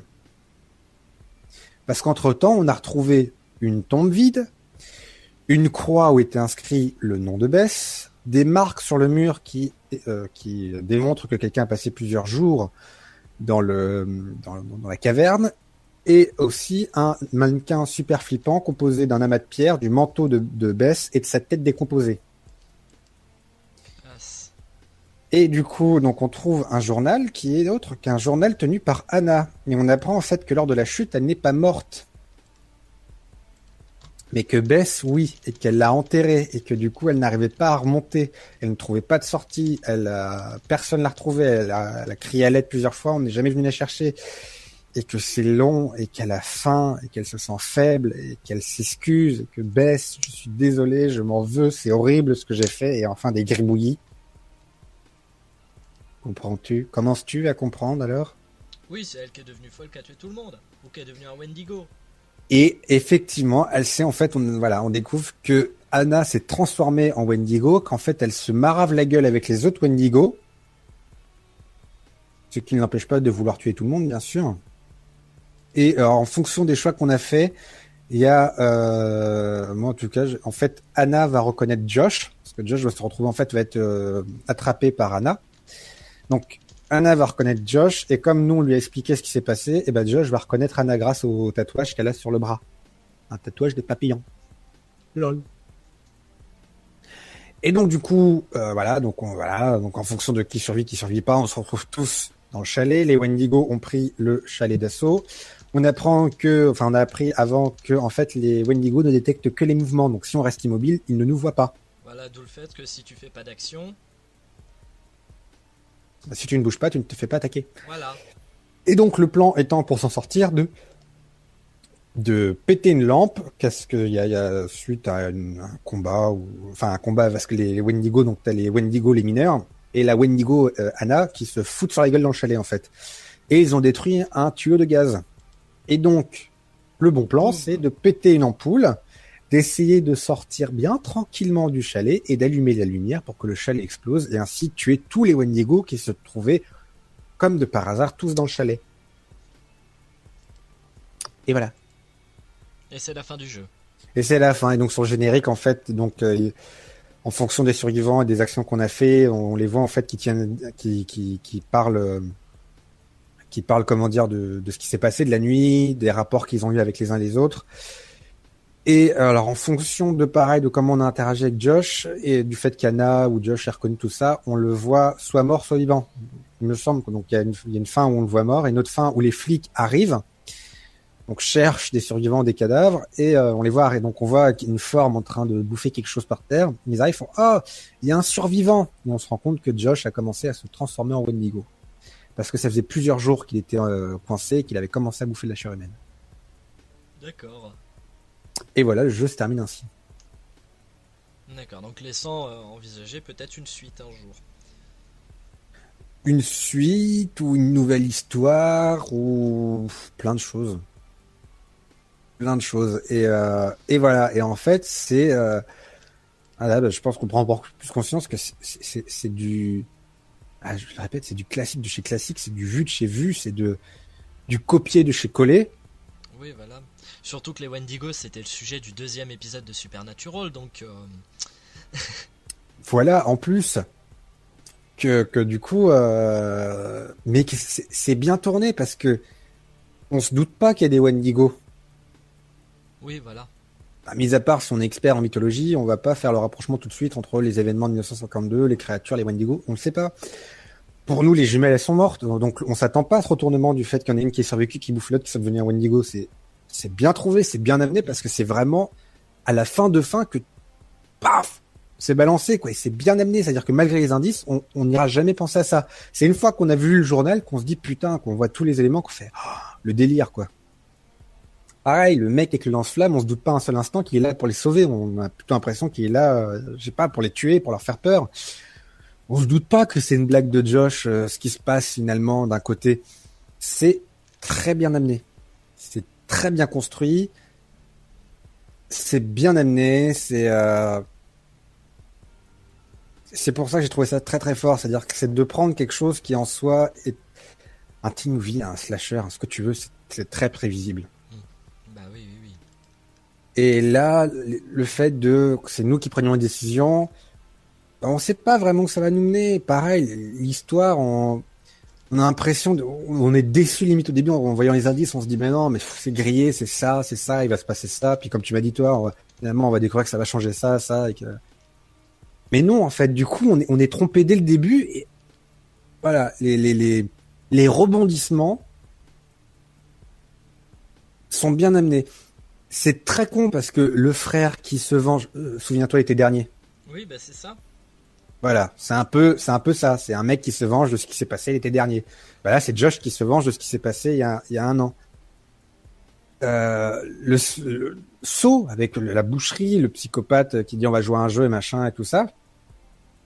Bah oui, surtout que moi, ce que j'ai lu sur Wikipédia, c'est que sur le site IGN, non, c'est pas IGN, c'est IMDb, je crois. Je sais plus. Enfin bref, sur un des sites, ils mettent que du la tagline du jeu, c'est Live or die, you choose. Donc, vivre ou mourir, à toi de choisir. Est-ce que j'ai vraiment besoin de vous dire d'où c'est tiré? Saut. Ben oui, c'est la phrase de Jigsaw justement quand il fait un jeu. À chaque fois qu'il finit un jeu, je crois que ça a été mis à partir du 2e ou 3e film. Il finit toujours ses phrases par vivre ou mourir, à toi de choisir. Et ça finit là-dessus. Non, mais voilà, c'est du copier-coller, c'est du déjà vu, mais en fait, c'est la façon dont c'est amené qui est génial. Ouais, voilà, ça te fait vraiment penser. Vraiment penser au. Ouais. Non, c'est ça, c'est pour ça. Enfin, il y a de très bons slashers, il y a de très bons teen movies, mais c'est souvent ultra prévisible. C'est souvent ultra prévisible. Les choses sont amenées des fois même trop vite. Enfin, alors que là, non, on nous berne justement avec ce côté dans ce genre de film. Voilà, on sait déjà tout le titre depuis le début. C'est exactement ce qu'on pense. Et non, quoi. Et c'est amené comme un bon film d'horreur, c'est-à-dire pas mais un film d'horreur vraiment, tu vois, avec du suspense jusqu'au bout, c'est amené comme ça, mais dans un cadre qui n'est pas fait pour. Et je trouve ça génial. Donc honnêtement, y en a qui aiment pas. C'est la vie, mais honnêtement, pour moi, c'est-à-dire que j'ai pris le même pied à y jouer que j'ai pu prendre le pied à jouer à Heavy Rain, quoi. Parce que Heavy Rain, c'était ça aussi. C'était une histoire qui était super bien montée. C'était des personnages, voilà, quoi. C'est pas, voilà, c'était un thriller, mais c'était ouf, quoi. Et ben là, c'est ouf. C'est génial. Tout est là. L'ambiance, le visuel, tout est là. Et honnêtement, moi, je respecte énormément d'avoir fait quelque chose d'aussi oufissime avec quelque chose de tellement nié. Oui, voilà, c'est ça. Parce que c'est ça, hein, c'est nié, c'est cucu, c'est teenager, quoi. C'est boutons et pâquerettes et bisous et sodomie, quoi. Et voilà, et quelque chose d'aussi niais, d'aussi naïf, d'aussi bidon. Parce que après, voilà, je dis, enfin, je dis pas forcément ça au sens péjoratif du terme, parce que c'est une science voulue dans ce genre de film. Hein. Mais de réussir à faire quelque chose d'aussi balèze, c'est vraiment un coup de maître. Ah ben voilà, des bons scénaristes, ça fait toujours le truc. Hein. Par contre, ça fait beaucoup plus d'1 heure et demie qu'on est là, donc on va s'arrêter. On va se couper là, voilà. On va se couper là, mais en tout cas, voilà, c'est bientôt Noël. Achetez-vous une PS4, achetez-vous ce jeu, ou je ne sais pas. Non, mais si vous avez une PS4, honnêtement, c'est pas un investissement que vous allez regretter, quoi. Mis à part si vous êtes du genre réticent de chez réticent et que non, vous savez pertinemment que vous n'avez pas aimé et machin. Ou peut-être que vous allez acheter et détester. Je suis désolé pour vous, mais autrement, vraiment, enfin c'est. Voilà, désolé si vous avez des mauvais goûts, quoi. C'est pas. Non, non, parce que voilà, j'ai appris avec le temps qu'effectivement, c'est pas parce qu'on ne partage pas les mêmes avis qu'il faut toujours dire non, mais attends, je comprends pas. Ah bah si, moi je dis je comprends pas, moi mes goûts sont parfaits, donc si je dis que j'aime bien, c'est que c'est bien, quoi, tu vois, c'est... Non, mais voilà, moi c'est mon avis, c'est quand même quelque chose qui vaut le coup. C'est vrai que c'est dommage que ça soit pas toute plateforme. Oui. C'est dommage, mais honnêtement, c'est très bien joué de la part de Sony parce qu'il s'assure vraiment une exclue en béton. Ah voilà, c'est une très autant The Order, c'est le jeu avec du potentiel qui vraiment a beaucoup de potentiel, mais non, hein, c'est pas voilà, c'est dommage, c'est très mal apporté. C'est pas finalement voilà, moi je pensais que ça allait être The exclu et finalement non, mais The Altered Unknown, ouais, quoi. Les mecs quand même, enfin voilà, ils ont The Order qui est quand même, bon allez, on va dire qu'il est quand même bien, il chie la classe. Ils ont Altered Unknown, ils vont avoir Uncharted, Sony, voilà, ils ont des bonnes exclus quand même. Ils ont des bonnes exclus. Xbox en a aussi. Moi, je trouve personnellement que ils chient un peu avec des exclus qu'ils avaient et qui voilà. Mais c'est un avis. Mais Sony, eux, ils sont vraiment, ils sont bons, quoi. Pour le moment. Après, ça se trouve, Microsoft va choper des putains d'exclus par la suite. On n'est pas à l'abri d'eux, hein. Mais là, pour l'instant, Sony est quand même relativement bien parti. Ah ben Sony se met bien à niveau exclu. Hein. Parce que mais après, faut voir aussi que au début, c'était Microsoft qui avait des putains d'exclus avec la 360. Et Sony est arrivé un peu en retard, mais c'est ramené avec de très bons titres sur la fin, donc a récupéré une belle part de marché. On n'est pas à l'abri qu'il y ait un vent inverse. Ça peut arriver. Hein. Mais là, pour l'instant, Sony, clairement, voilà. Donc non, très très très bon jeu. Enfin, c'est honnêtement très bonne surprise de l'année. Hein. Très bon cru. D'accord. Eh ben écoute, sur ce, je pense qu'on va bien dire bonne nuit à nos auditeurs. Pas bonne nuit, hein, puisqu'il y a bien entendu retour au CP juste après. Mais oui. On va leur dire à la semaine prochaine. Oui, la semaine prochaine, comme d'hab. J'aimerais quand même finir sur quelque chose. Oui, vas-y. Plus qu'un petit mot de la fin. Voilà, j'aimerais dire I'm never gonna dance again. Guilty feet have got no rhythm.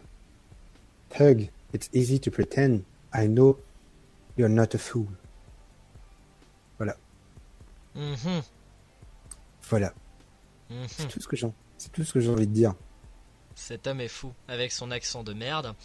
Exactement. Non, non, je le fais avec un accent de merde parce que je sais que j'ai un très mauvais accent, mais bon. Au moins, je suis content, j'aurais réussi à le faire. Voilà. Donc sur ce, bah moi je vous souhaite une bonne soirée avec Retour au CP juste après. Yeah. Et puis, cette émission c'était très sale. Très sale. Très sale. Il n'y a On plus de aura- tâches. Oui, on aurait vraiment besoin d'une boule magique. Voilà, on aurait vraiment besoin d'une boule magique et patron, baisser l'étoile pour les enfants. Oui. Ce sont des enfants de pute. Tout à fait. Allez, bonne soirée les gens, bye bye. Bisous, ciao. Bisous, ciao. Bisous, ciao. Bisous, ciao.